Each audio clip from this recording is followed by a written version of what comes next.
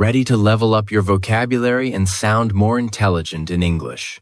In today's lesson, you'll learn powerful adjectives, verbs, nouns, adverbs, and advanced expressions to speak with precision and confidence.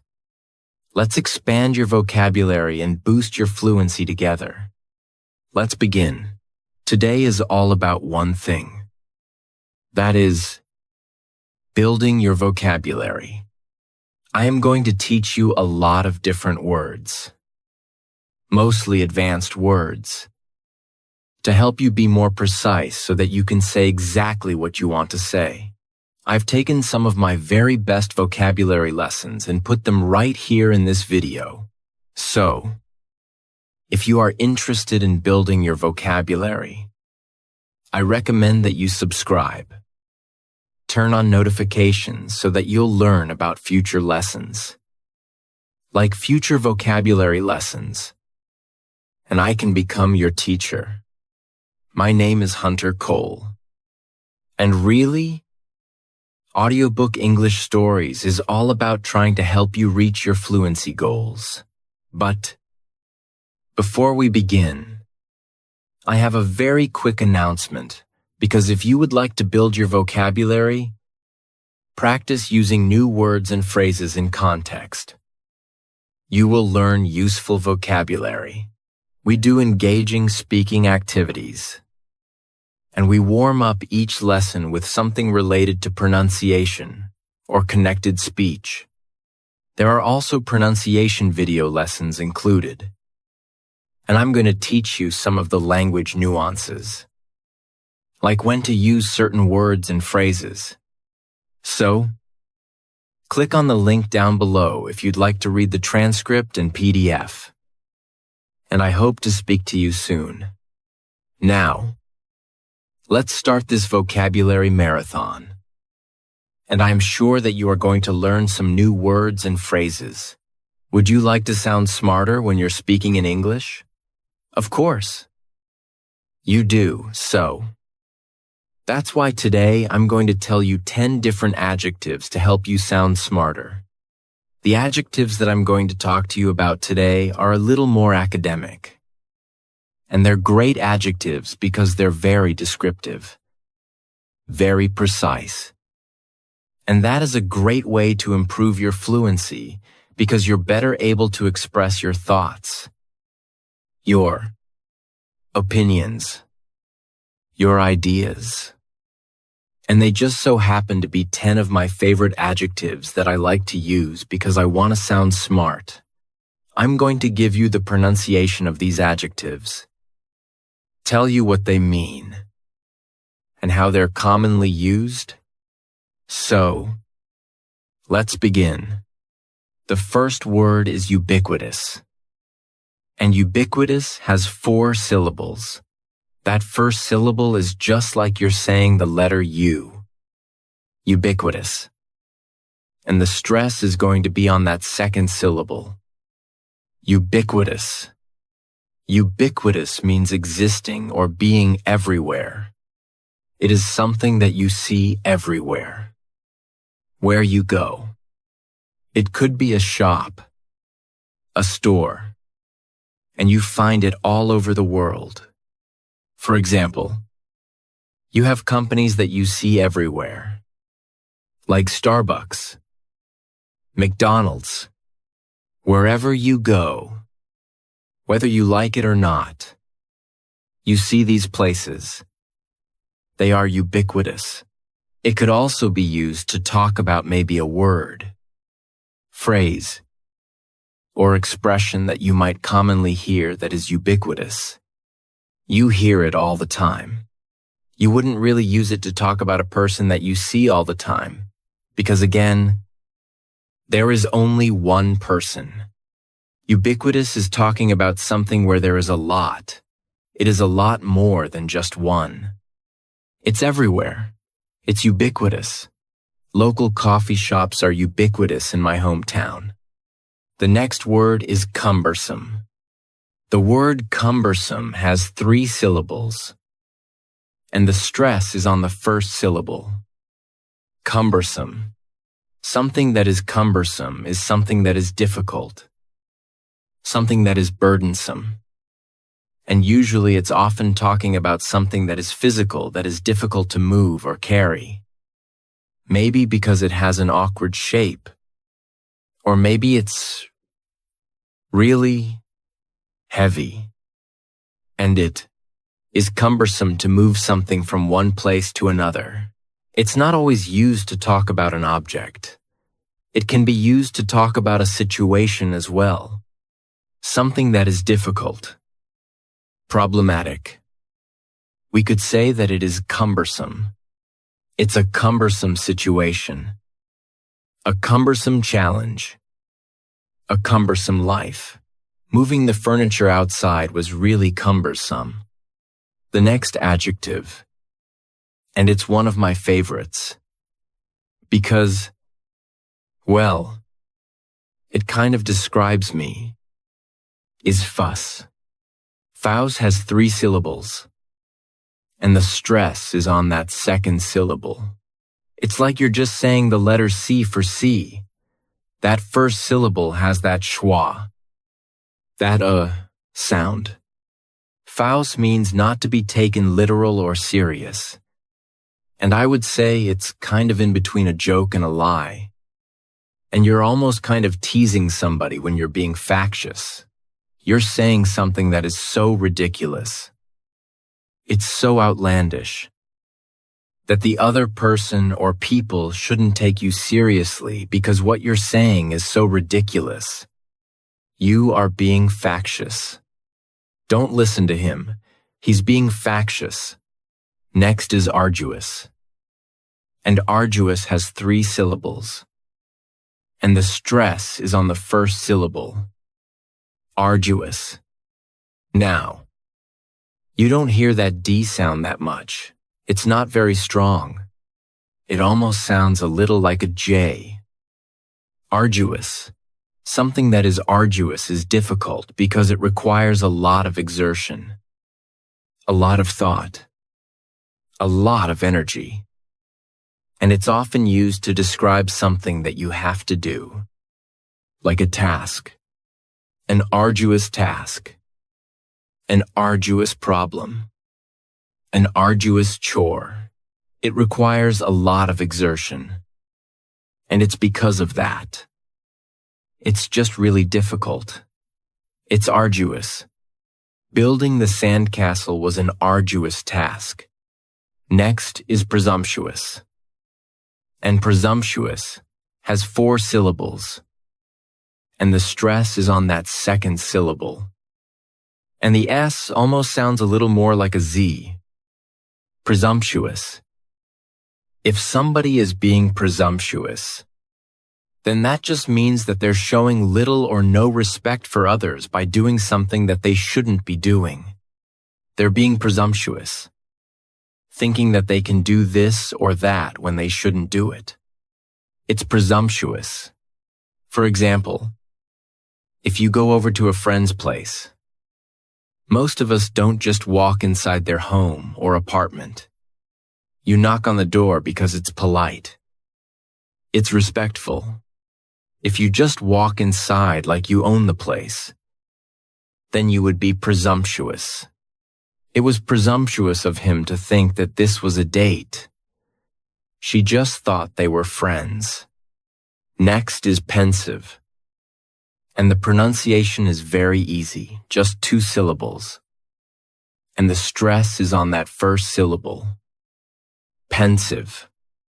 Now, if somebody is pensive, that just means that they are in deep thought. They're really thinking about or reflecting on something. It's almost like a dreamlike state. You're in such deep thought. You've just tuned out the rest of the world. You would say that this person is pensive. Or somebody might look pensive. Usually, if somebody is pensive, it's because something requires that deep thought. It could be something serious. It could be something bad or unfortunate that makes somebody pensive. and really have to think about something. She's thinking about her friend in the hospital. She looks pensive. The next adjective, which is another one that I really like, is circuitous. And circus has 4 syllables. And there's a few things going on with the pronunciation. In the first syllable, that C is going to have more of an S sound. Circuitous. The stress is going to be on that second syllable. And that CU is kind of like you're saying the letter Q. Circuitous. Circuitous is talking about a very roundabout way to get somewhere where you're just not taking the most direct route. And I think we've all probably tried to go somewhere. And maybe we got a little lost. And we went way out of our way. And we ended up taking a circuitous route. Frequently, it's used with this word when talking about the direction that you go, a circuitous route, a circuitous path, and it is just this windy, roundabout way that you try to go and get somewhere. Circuitous. We took a circuitous route to reach our destination. Next is conscientious. And this is a great adjective to describe maybe yourself or someone else. And I think the pronunciation is what makes many learners avoid this word because they look at it and think, what's going on there? So, conscientious has 4 syllables. And the stress is on that third syllable. Conscientious.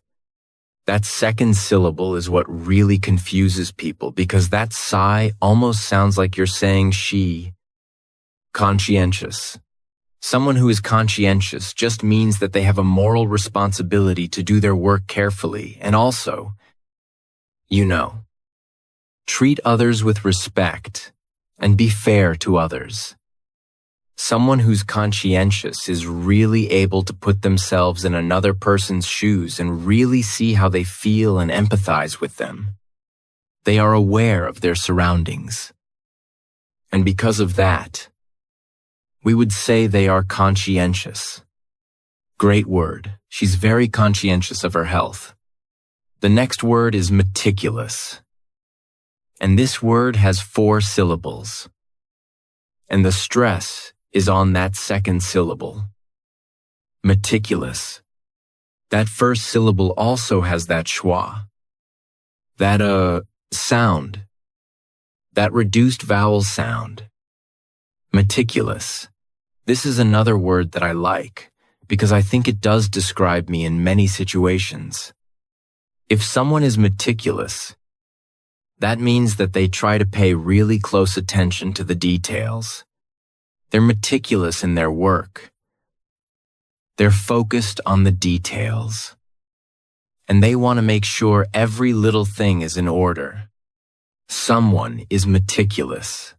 Usually, I think it is a good thing when you're talking about somebody's work that you want to pay close attention to the details so you don't miss anything and be very meticulous.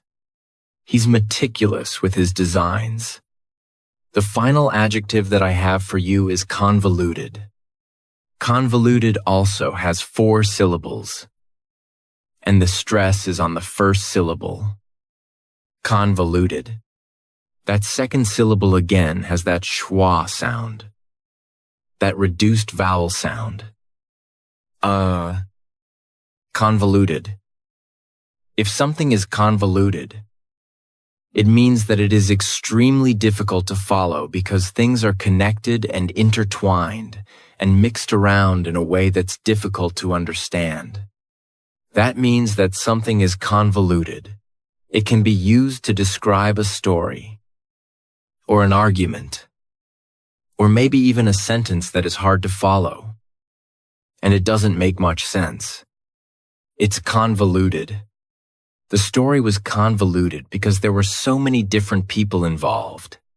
So, those are 10 super awesome adjectives that will help you sound smarter when you're having a conversation in English. It'll also help you be more descriptive when you're expressing your thoughts, your ideas, your opinions. So, please use those adjectives. Welcome to today's lesson, which is more of a vocabulary lesson because I'm going to talk to you about 10 amazing adjectives that you can use to sound more academic, more professional, and more competent when you're speaking English. These are not words that you're going to hear every day on the street. Instead, you're more likely to hear these adjectives in presentations, debates, or in-depth conversations that are a bit more serious, because these are words that sound more professional, more convincing, and they give us a bit more authority when we're speaking about a topic. So, I'm going to tell you the adjective, show you how it's phonetically pronounced, give you the meaning, as well as a sentence so you can see how it's used in context. Are you ready? Let's begin. So, the first adjective I have for you is germane. Now, this has 2 cables, and the stress is on the second syllable. It's a blast, germane. It means that something is relevant, that it is closely related to something else. We could use it in a sentence and say, your statements are not germane to the central argument. The next word, and it's one that I really like, is preposterous. This adjective has 4 syllables, and the stress is on that second syllable. Preposterous. Remember that OS has that schwa, that sound. This means that something is contrary to reason. It's just ridiculous. It's absurd. The way it's used is somebody would usually say something, and it's ridiculous. It's absurd. And the other person would say, that's preposterous, that's absurd, and that's preposterous. You're not going to like this video, that's preposterous. Perfunctory. Perfunctory has 4 syllables, and the stress is on that second syllable, that funk. Perfunctory, that third syllable has the schwa, and it's going to end with that long E sound. Perfunctory. If something is perfunctory, it means that you're doing something out of routine. You're doing it without even thinking about it. It's habit. It's a ritual. You just do it in haste, without giving it much thought. And we would say that it is perfunctory. When she saw us, she gave us a perfunctory smile. The next adjective is truculent. And this word has 3 syllables, and the stress is on that first syllable. Keep in mind that is pronounced like you're saying the letter Q. Trk, lund. That last syllable has the schwa. Intruculent. If somebody is being truculent, that means that they're being fierce, a little cruel, kind of very aggressive, aggressively hostile. If someone's being truculent, so it's not a good word. It kind of means that this person is upset with you, maybe because of something you said, and they're just being a bit cruel. They're truculent. They're standoffish. Sometimes, when I've had a really bad day, and I don't want to talk to people, and I'm just upset, I can be kind of truculent with others. If they're trying to approach me, and I don't want to deal with anybody, I can be truculent. A great example would be in politics. People maybe do something wrong, and the media wants to talk to them about it, and they're angry. They don't want to speak to the media, and they might be truculent. So, we could say, politicians are sometimes truculent with the media. Another great word is this one right here, austere. This has 2 syllables, and the stress is on that second syllable with that long E sound. Austere. If somebody or something is austere, it means that they're very severe in their manner. They're very strict, or even without excess. Austere. Her austere manner intimidated the students. The next adjective, which is one of my favorites, is capricious. This word has 3 syllables, and the stress is on the second syllable. Keep in mind that the first syllable has that schwa sound K, precious. Capricious. If someone or something is capricious, then that just means that they are subject to sudden or even unpredictable change. Capricious. You could say, a person is capricious. Perhaps the weather is capricious. Or maybe even your plans are capricious. They're subject to change. I could use it in an example sentence and say, I can never get her to commit to a time because she's so capricious. Next is the word defamatory.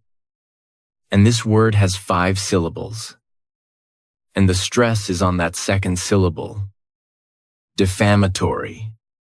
It's not a good adjective because if something is defamatory, we're talking about false or unjustified harm caused to one's reputation. We could use it in an example sentence and say, the president's defamatory remarks startled everyone. The next word, which is another one of my favorite adjectives, is esoteric. This word has 4 syllables, and the stress is on that third syllable. Esoteric. When we describe something as esoteric, we're talking about something that's really understood by a small group of people because they have knowledge or interest in that thing. Usually, it's somebody that has direct experience with it. So we say that it is esoteric. For example, somebody could have esoteric knowledge about something. Maybe they have an esoteric experience because there's just a few people that really understand and know what it's like. I spent 6 months in the woods hiking the Appalachian Trail. It was an esoteric experience. Another great adjective is nent. And this word has 2 syllables. And the stress is on that first syllable. It has the long A sound. Nun. That second syllable has that schwa. N. If something is nent, then that just means it's beginning to exist or beginning to develop. It's at the early stages. It is nent. We can use it in a sentence and say, the project is at a nent stage of development. Another very cool adjective is quintessential. And this word has 4 syllables. And the stress is on the third syllable. Quinto. When we say that something is quintessential, it means that it is representing just the most perfect example. It's quintessential. Now, let me give you the quintessential example sentence. And if you agree with that last sentence, please show us some love and hit that like button down below. It's kind of like a quid pro quo. I teach you new nouns. You hit that like button. It's a fair exchange. Another great noun is dichotomy. This word has 4 syllables, and the stress is on that second syllable. Dichotomy. That third syllable has that schwa. That, sound D, chot. Oh my. What it means is the division or contrast between two things that are represented as being opposed or entirely different. So, let me give you a couple of examples of a dichotomy. You could have science and religion. Two things that you can compare. And they're kind of opposed to each other in some ways. Also, city life and country life. Completely different. But we can still compare them. When using this noun, you say the two things that you're comparing dichotomy of good and evil. From the entire dichotomy of jock artists. Often, we use it with the preposition between. You talk about the dichotomy between two things. For example, we could say we're studying the dichotomy between economic development and environmental protection. The next noun is myriad. This word has 3 syllables, and the stress is on that first syllable. Mere sounds like mere. Myriad. A myriad is a very great or indefinitely great number of things. Often, it can be used as a synonym for various. You talk about a myriad of something. There's a lot of variety. There's a great number of these things. There's a myriad. There is a myriad of trees in the forest. The next noun is credence. This word has 2 syllables, and the stress is on that first syllable. Credence. What it means is the belief as to the truth of something, that there's a belief, and it's showing that that belief is true. I never gave these stories much credence. He's a criminal and a terrorist. People aren't going to give him credence, and though we give them no credence at all. Larry. Often you may find this noun with the verb give. Something gives a belief credence. It makes it seem a little more true. For example, the email they discovered gave credence to his unethical behavior. Next is malice. This word has 2 syllables, and the stress is on that second syllable. Malice. This is not a great noun. The reason I say this is because its meaning is a vague feeling of physical discomfort or uneasiness as an early sign of an illness. So, if somebody is just starting to feel ill, then it's very possible that they might experience malaise. I experienced bad headaches and malaise before deciding to go to the doctor. The next noun is sycophant. And this noun has 3 syllables. And the stress is on that first syllable. The spelling may throw people off to the pronunciation. But that, as is just pronounced sycophant. The meaning of a sycophant is a person that tries to gain attention by flattering wealthy or influential people. So, this is not a good noun. You don't want somebody to call you a sycophant because it basically means you're sucking up to somebody else for no real reason. It's pathetic. Yeah. It's not good. Some sick aunts in the media refuse to acknowledge the political corruption.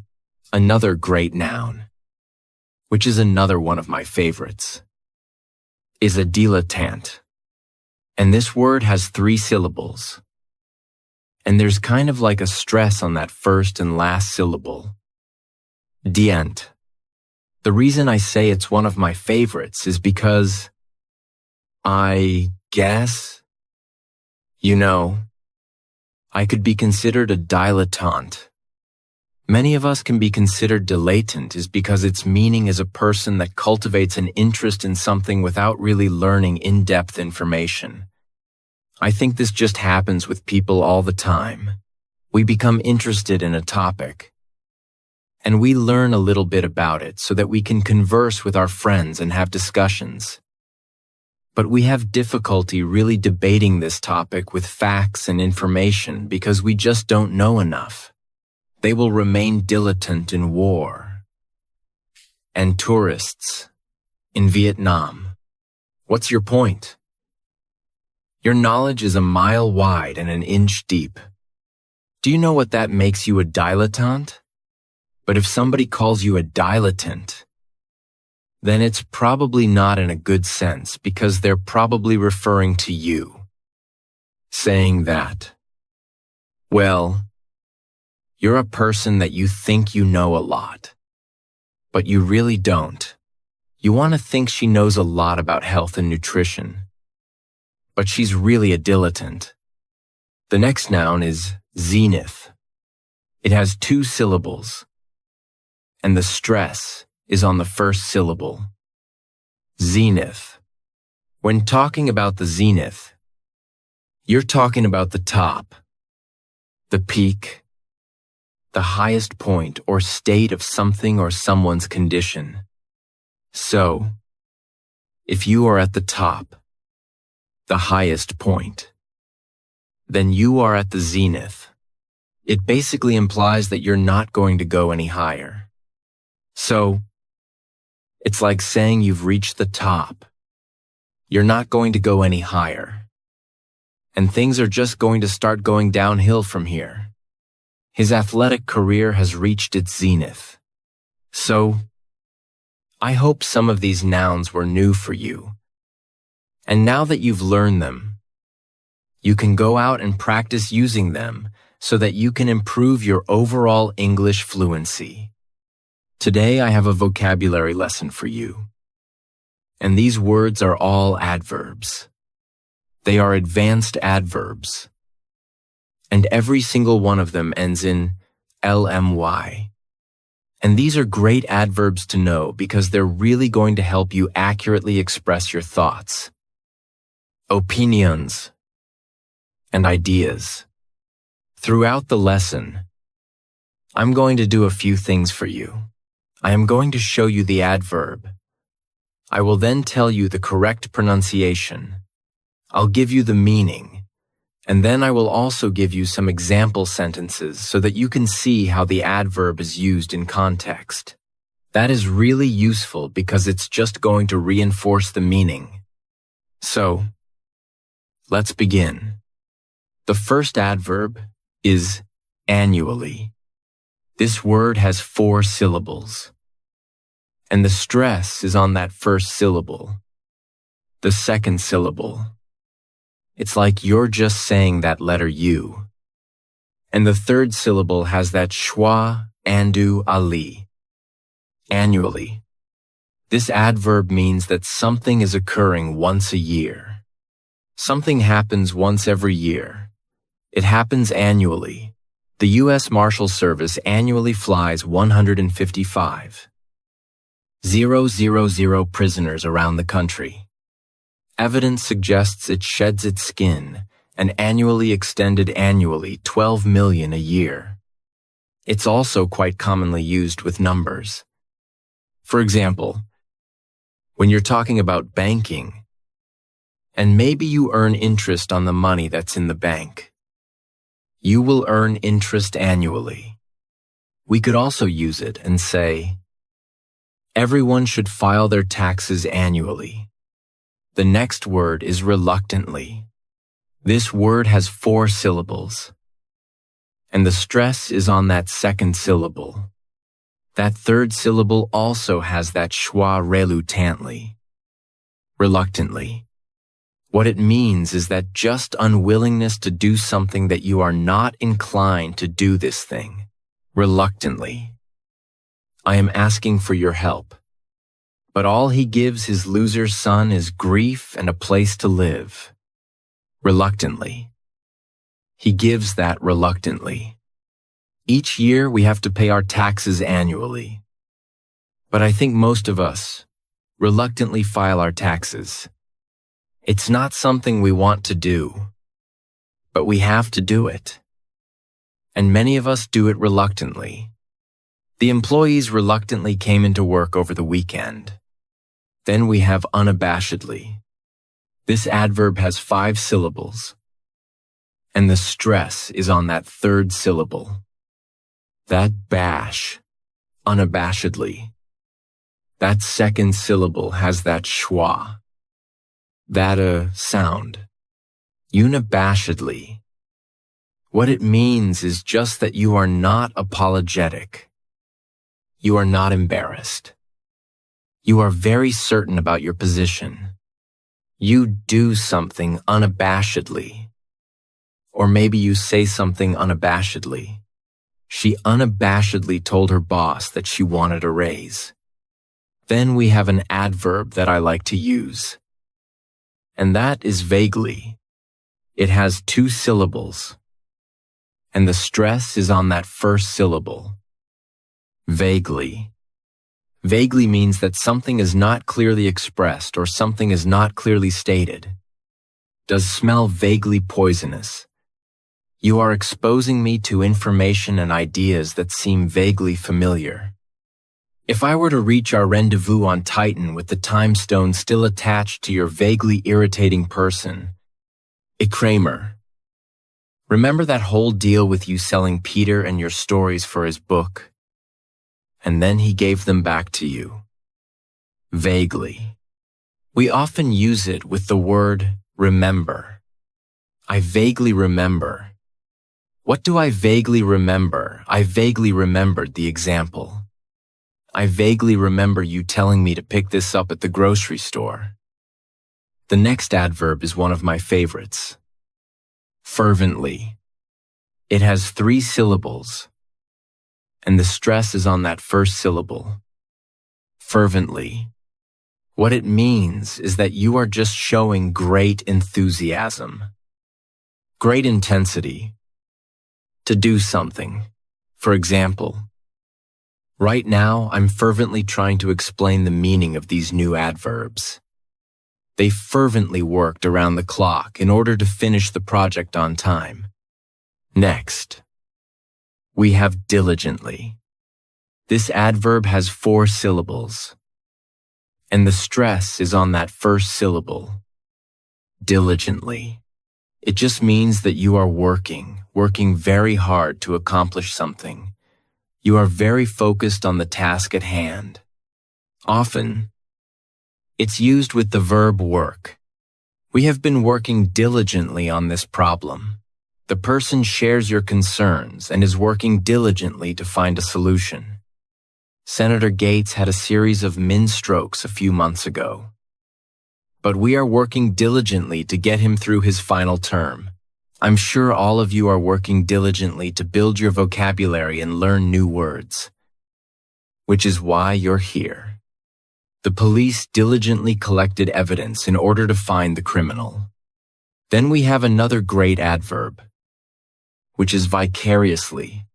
This adverb has 5 syllables, and the stress is on that second syllable. Vicariously. The third syllable. It's like that letter. I just has that E sound. And the 4th syllable has the schwa vicariously. What this adverb means is imagining a situation through the eyes of another person. Okay. And it's often heard over and over again in the same way. You live vicariously through another person. So, if somebody else has this exciting life going on, and you're trying to imagine it, you might tell them, "Wow, I am going to live vicariously through you. Yes, I live vicariously through you. Remember, oh, I'm going vicariously through you guys. Can I marry, man? Uh-huh. I need to live vicariously through you. Just give up details. No. Wow. I'm just going to live vicariously through you because you're doing all these cool and amazing things. And you're going to tell me about it. And I will imagine it." She lived vicariously through her children. The next adverb is hastily. This word has 3 syllables, and the stress is on that first syllable. Hastily. What it means is just excessive speed, that you are doing something quickly, rapidly, and with great urgency because you're working so fast. You're not going to be able to put the same amount of care into it that you normally would, which means that you might be more likely to make mistakes if you are working hastily. Yesterday's hastily passed. Untested. Pandering laws. Perhaps I spoke hastily. Oh. The last-minute gift hastily bought on the way to the party. Often, I think of a situation where you're running out of time. And that's a problem. So you have to work hastily in order to get it done. They hastily completed the final report in order to meet the deadline. Then we have another great adverb. Utterly. This word has 3 syllables, and the stress is on that first syllable. Utterly. It means completely, totally, absolutely. Those are all synonyms for utterly. He was brilliant. Utterly. Utterly brilliant. She's insane. Utterly mad. Completely and utterly alone. I prefer to use utterly because I think it adds a nice little emphasis to the verb or the adjective that you're describing. For example, his outfit is utterly ridiculous. Next is intently. This adverb has 3 syllables, and the stress is on that second syllable. Intently. So, this word means that you're just giving all of your attention to something, that you are sharply focused on this thing. I'm sure he's pressing his ear up against it and listening intently. Why is he watching us so intently? You are intently listening to someone. Maybe you are intently watching something. Are you guys intently watching this video? I hope so. I hope you listen intently to our lessons. So, we work diligently to come up and create new English lessons for you guys each week. And I completely and utterly hope that you find them useful and that they're easy to follow. So, if they are, if you were listening intently to this lesson, let me know in the comments. Tell me and just write, I intently listened to this lesson. That way, I know that you were focused. You paid attention, and you understood all of these adverbs. Let me know in the comments. Thank you guys so much for watching. Don't forget to hit that like button. Actually, you can fervently hit that like button. Do it with some energy. Some enthusiasm.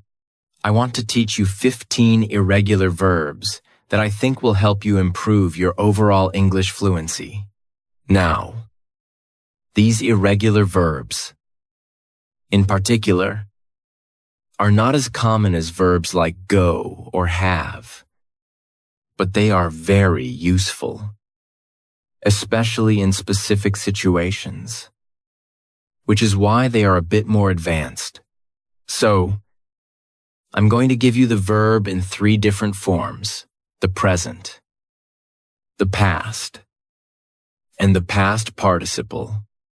I will also tell you the meaning of the verb and then give you an example sentence so that you can see how it's used in context.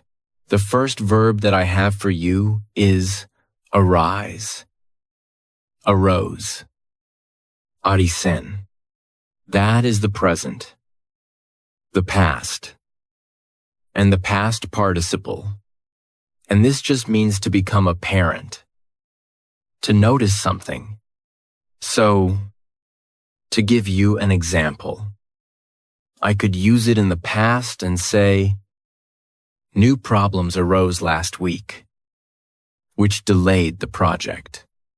If you were working on something and problems arose, then that may delay the work that you're doing. Problems arose. Then we have the verb bear. Bore. Born. Notice that with the past participle, you may find it with the E or without the E. This verb has a few different meanings. It can mean to turn slightly in one direction. It can also mean to accept something that is unpleasant, or to give birth or produce. So, let me give you a few example sentences. I could say, if I'm giving directions, you need to bear to the left, or you need to bear to the right. This is a common way in which this verb is used in the present tense. Or, perhaps, I could say, he was the leader and bore the responsibility of his team.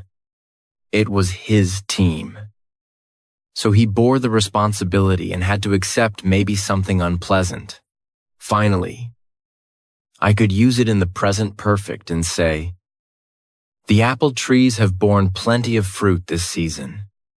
They have produced plenty of fruit. Have borne. The next verb I have for you is behold. Beheld. Beheld. So, the past and the past participle are the same. And this verb just means to see or observe something. Often, I think you may hear it being used in the context of showing somebody something that you want them to see. And you'd say, behold, behold, my water bottle. Now, you'd want to show somebody something a little more exciting than a water bottle. But you get the idea as to how somebody might use this verb. And then they would show somebody something that is important, or maybe even a little surprising. The next verb is creep. Crept. It's nangsevere. Crept. Now, this verb means to move slowly and carefully in order to avoid being heard. You don't want anybody to notice you. You don't want anybody to hear you. So you might creep through a room. That's kind of how I was going to use it in my example.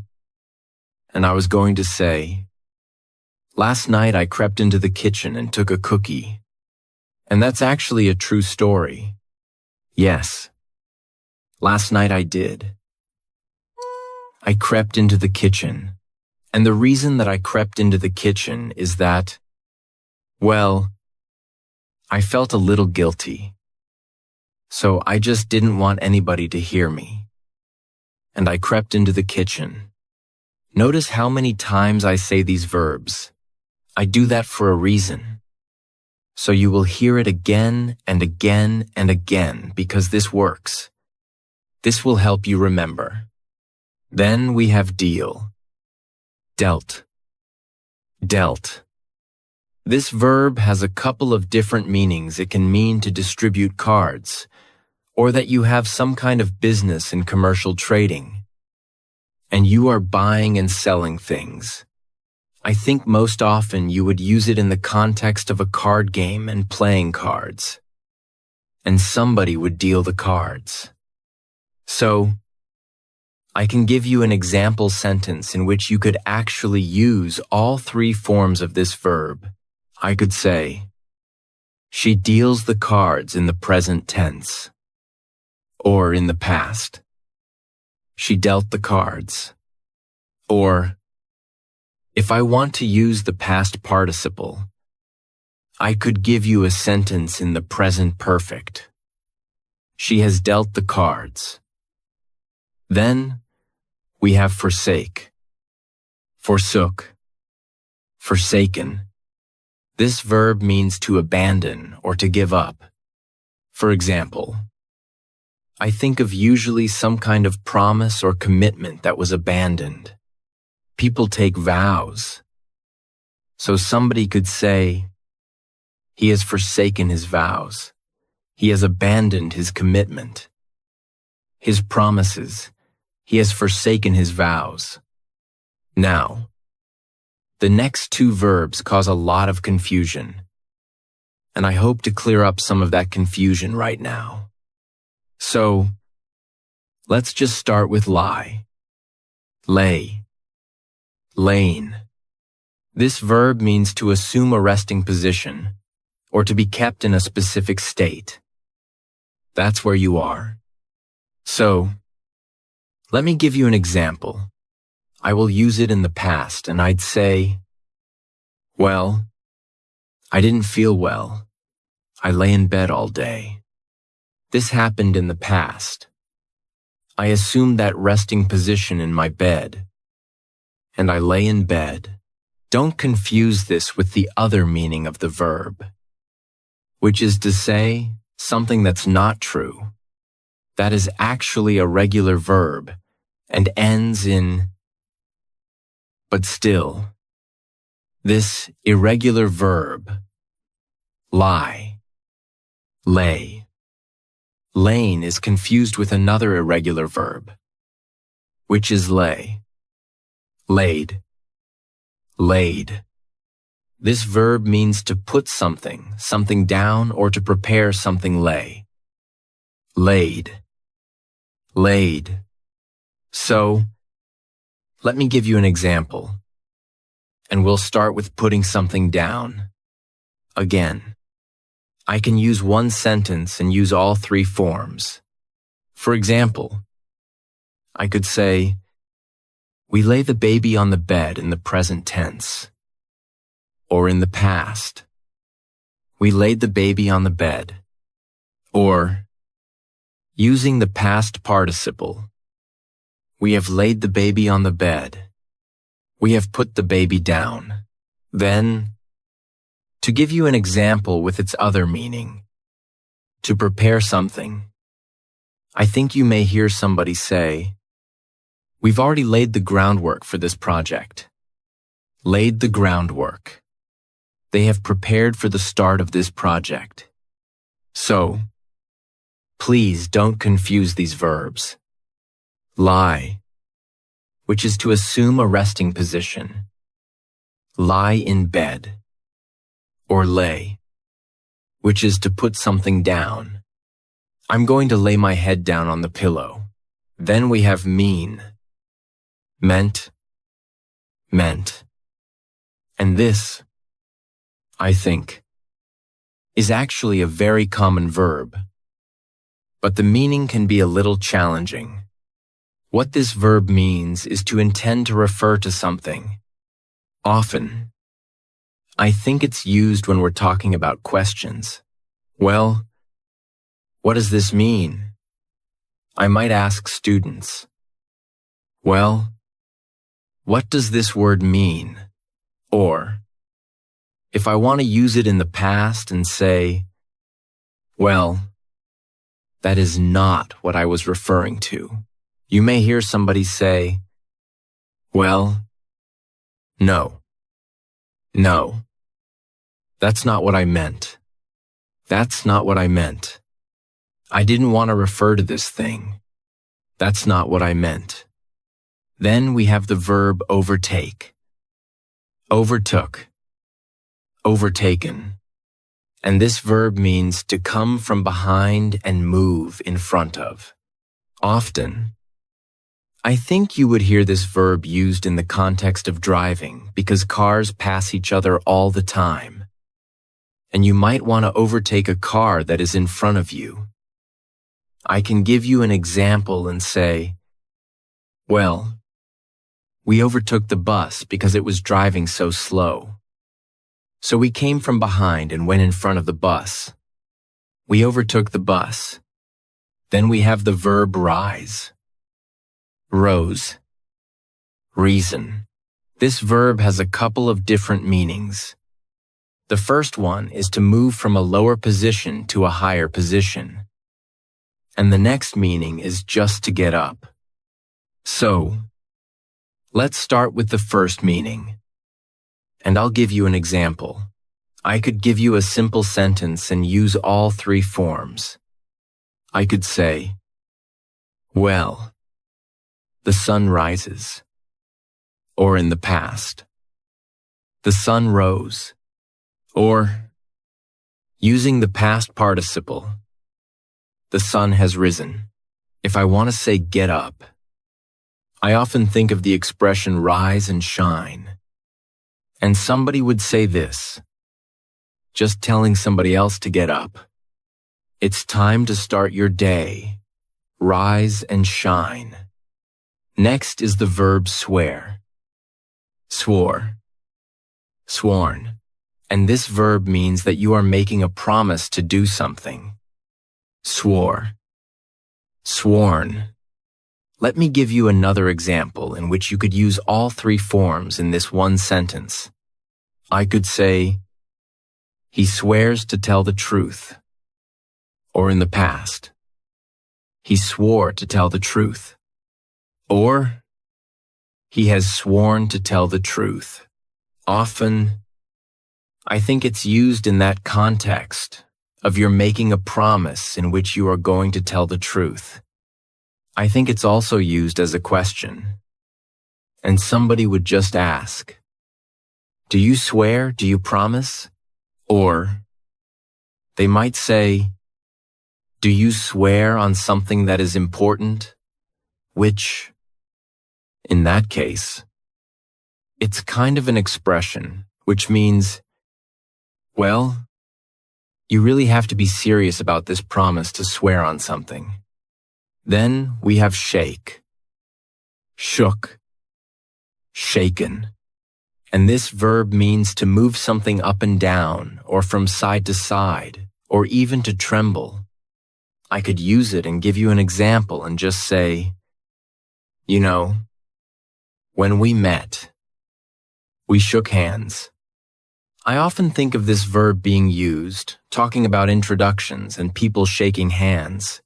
To give you an example about trembling, I think, well, in that case, I think somebody's body is very cold. And not only that, but I think it would often be used in the continuous tense. So, I could say, well, you know, last night was very cold. And I was shaking. I was shaking as I lay in bed. Next is weep. Wept. Wept. And this verb means just.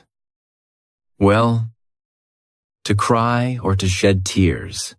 Often, I think it would be used in a context that is a little more serious, a little more severe, in which you would say that you wept. You were crying a lot. For example, I could say that after the breakup, he wept for days. He was so sad. He wept for days. Then we have withdraw, withdrew, withdrawn. And this verb means to remove something or to take something back. When I think of this verb, I think it's often used in the context of money. And you could say, well, she has withdrawn all her money from the bank account. She has removed it from her account. Or, maybe you want to apply for a job, and then you decide that you don't want it. And I can give you an example and use all three forms. I withdraw my name from consideration. Or I withdrew my name from consideration. Or I have withdrawn my name from consideration. Wow, I'm impressed that you have made it all the way to the end. Congratulations. I'm sure that you have learned some new vocabulary. And I'm sure that a lot of that was also a review. And it's good to get that review. Try to listen for these words. Or if you're reading, try to identify them. And also practice them if you're having a conversation. So, if you enjoyed the lesson, please hit that like button. As always, thank you so much for watching. And I will see you next time. So long. If you enjoyed this story, Please like. Subscribe to Audiobook English Stories. And turn on notifications so you never miss a new upload. Drop a comment with your favorite line and share this with a friend learning English.